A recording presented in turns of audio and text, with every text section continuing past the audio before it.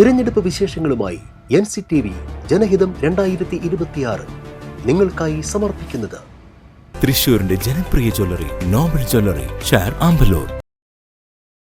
പുതുക്കാട് നിയമസഭാ മണ്ഡലത്തിൽ തെരഞ്ഞെടുപ്പ് ആവേശം കൊടുമുടിയിൽ. ജനകീയ പ്രശ്നങ്ങളും വികസന സ്വപ്നങ്ങളും ഉയർത്തിക്കാട്ടി NDA സ്ഥാനാർത്ഥി പരമേശ്വരൻ എന്ന നാഗേഷ് വോട്ടർമാർക്കിടയിൽ സജീവമാകുന്നു.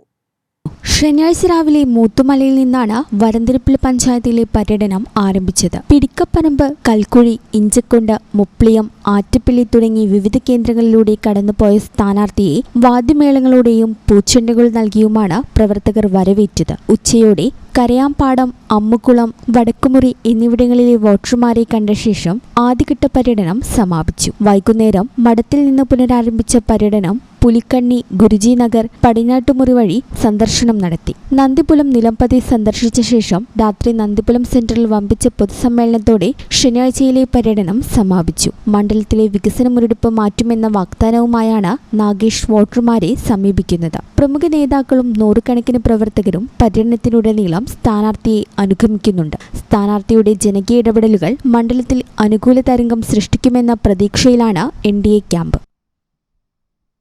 സ്വർണ്ണവില കൂടിയാലും കുറഞ്ഞാലും